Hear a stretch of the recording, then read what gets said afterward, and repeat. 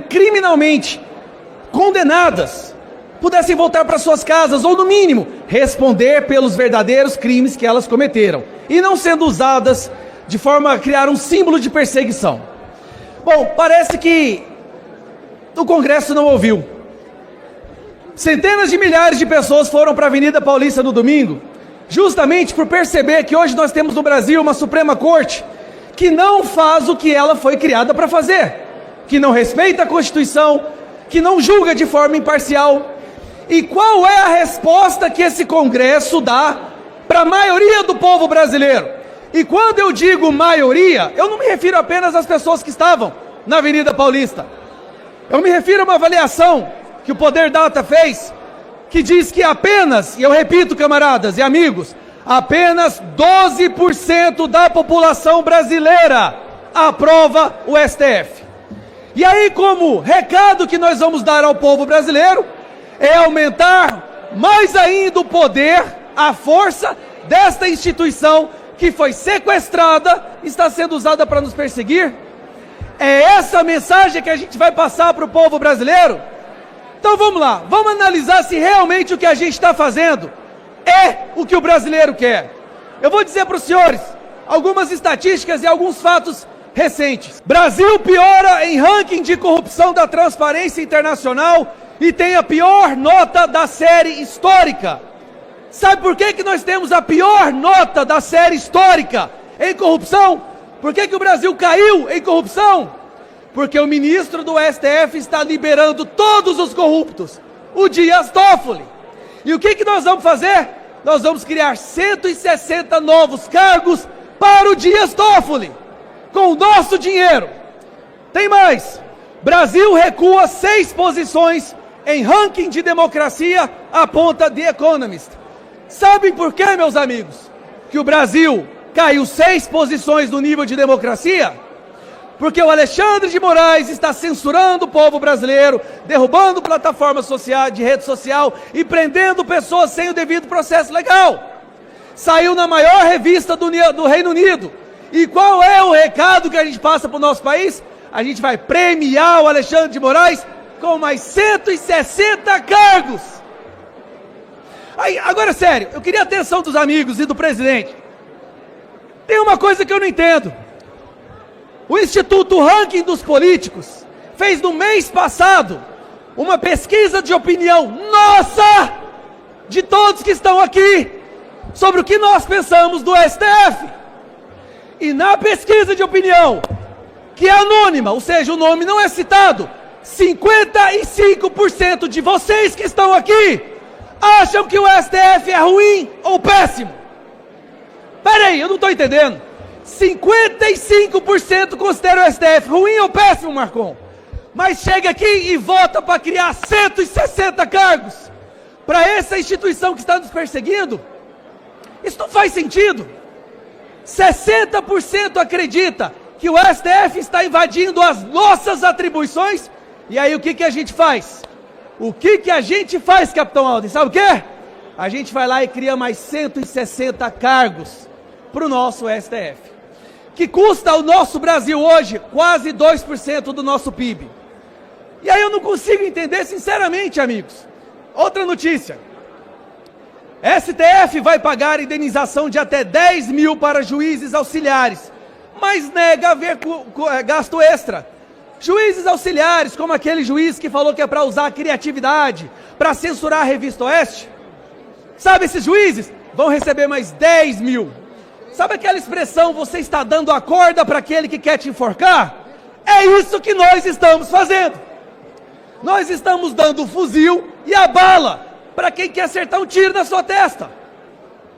STF forma a maioria para deixar verba do judiciário fora do limite fiscal. Sabe o limite fiscal que nós ficamos meses debatendo, meses para votar? Simplesmente eles decidiram, quer saber? Eu não tenho que respeitar isso não. Eu não tenho que respeitar. Para que respeitar esse Congresso que eu já pisoteei, cuspi e humilhei? Que já perdeu completamente a autoridade. Eu vou passar uma canetada aqui, vou legislar, vou cancelar, vou anular todos os projetos de lei que eles aprovarem e vou me colocar fora do limite fiscal. Gente, pelo amor de Deus, nós estamos dando corda para quem quer nos enforcar. Agora vamos lá, tem mais, para concluir. O nosso STF custa mais que a família real do Reino Unido. Decidiu ficar fora do limite fiscal. Aumenta R$10 mil da indenização para juízes auxiliares. Um juiz do STF entra no avião da Força Aérea Brasileira e viaja para assistir um jogo de futebol. Um jogo de futebol. Mas tudo bem. Tudo bem. Se algum de nós fazer isso aqui, espera para ver o que acontece. Como eu disse também. Uma coisa interessante. Nesses últimos dias, muitos aqui estão dando entrevista falando que não se deve pautar a anistia, porque isso não é algo do clamor popular, não é uma pauta popular. Eu não escutei ninguém, em lugar nenhum do Brasil, pedindo para aumentar a carga no STF. Absolutamente ninguém. Eu não vi nesse domingo 200 mil pessoas indo às ruas pedindo mais cargos para o STF, mais cargos para o STF. Eu não vi. Pelo contrário, eu vi pessoas pedindo para que o nosso Supremo Tribunal Federal voltasse a respeitar a Constituição. E a nossa resposta é presentear justamente a instituição que persegue a todos nós, que retirou de cada um de vocês as suas prerrogativas enquanto deputados federais, enquanto representantes eleitos.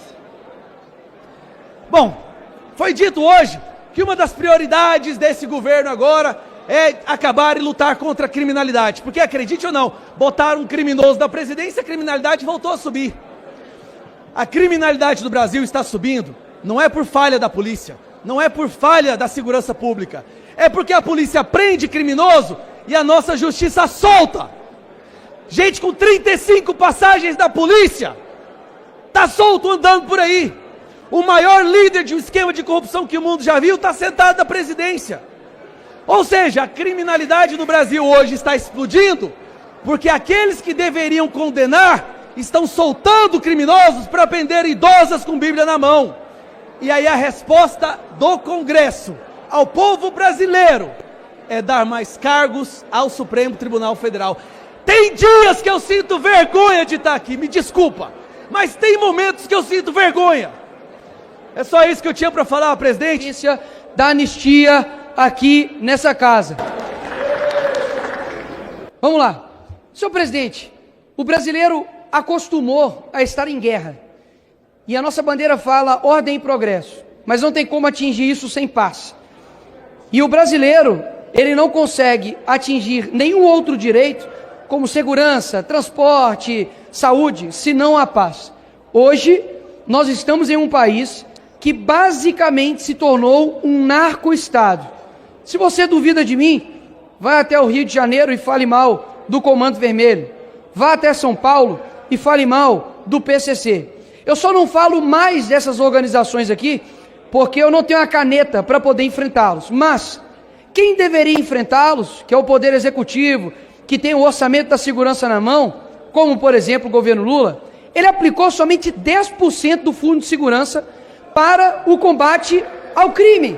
Ou seja, nós estamos lidando com uma normalidade do absurdo, onde nós temos pessoas sendo roubadas diariamente, sequestros, nós temos estupro, violência contra a mulher, nós temos umas dezenas de crimes, traficantes sendo soltos, cada vez mais a sensação de impunidade, tanto para crimes pequenos, quanto para crimes mais bárbaros, quanto para corruptos, sendo tratado como algo normal. Fruto que, aqui mesmo nessa casa, um deputado foi cassado porque falou, e um outro deputado que fez rachadinha foi absolvido praticamente.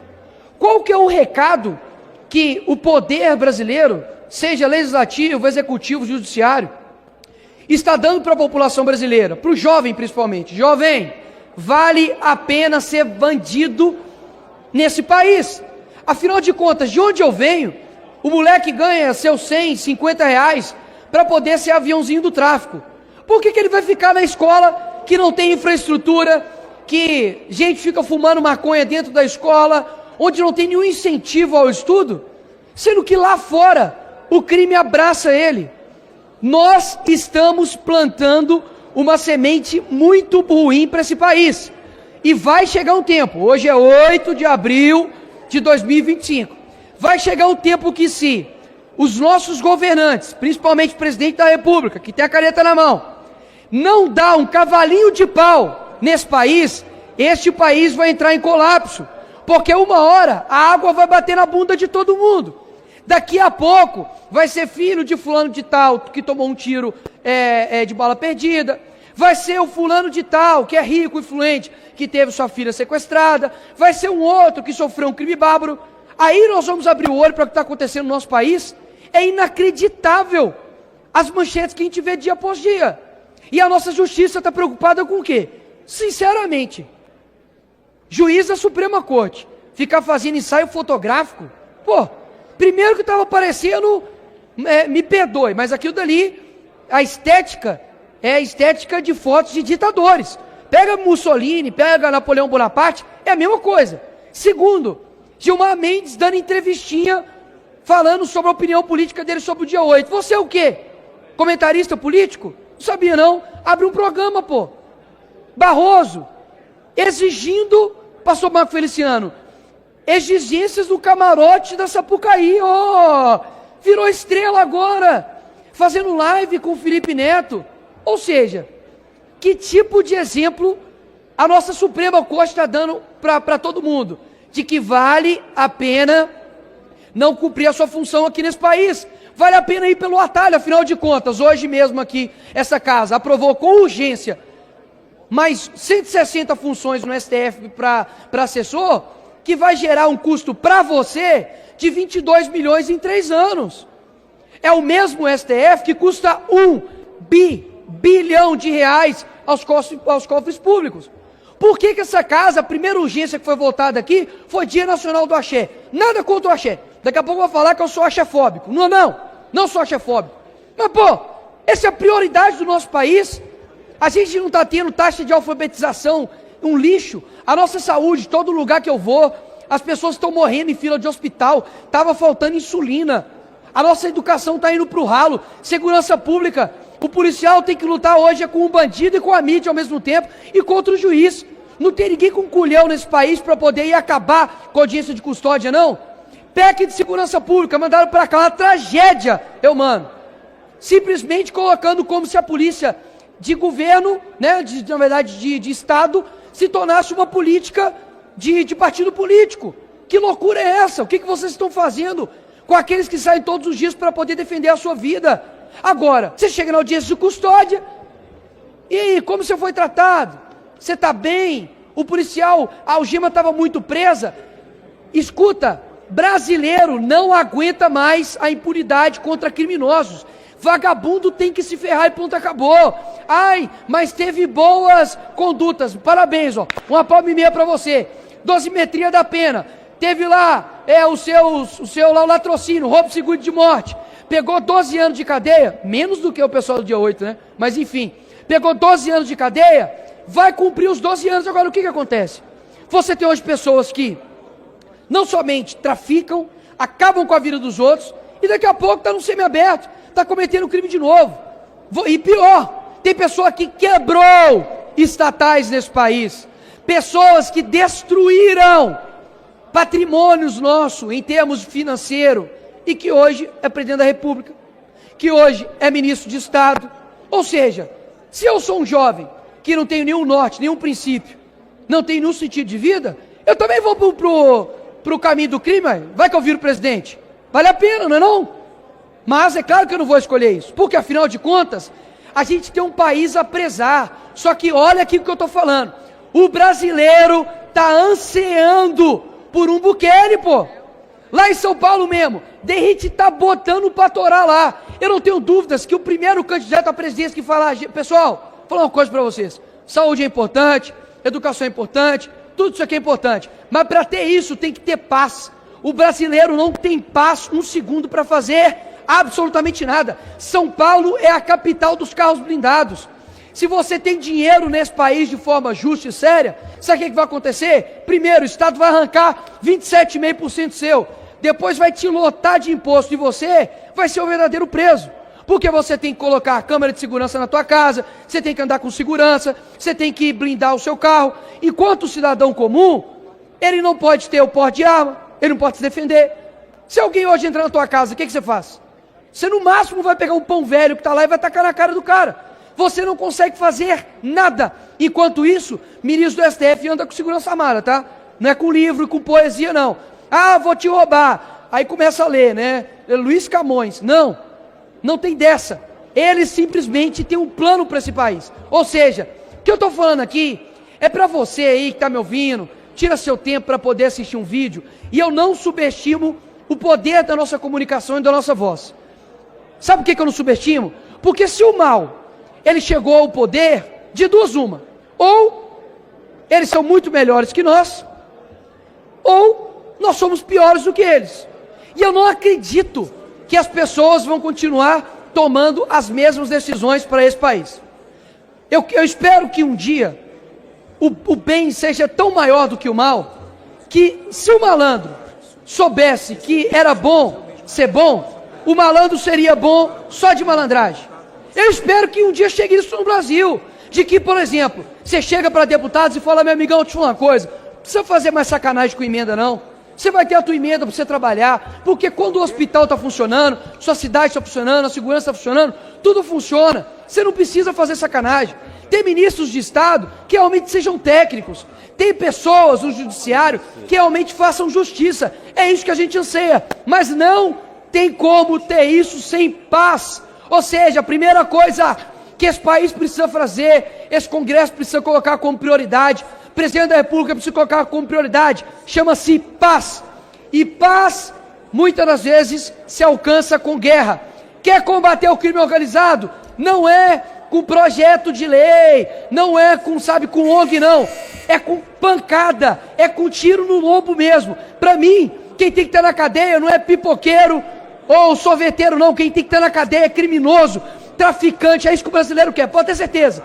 A primeira pessoa que falar isso em público e se candidatar vai ser presidente da República, porque o povo está de saco cheio e não aguenta mais esse país que é dominado por uma gangue, por canárias e que envergonha o nosso tão suado povo brasileiro.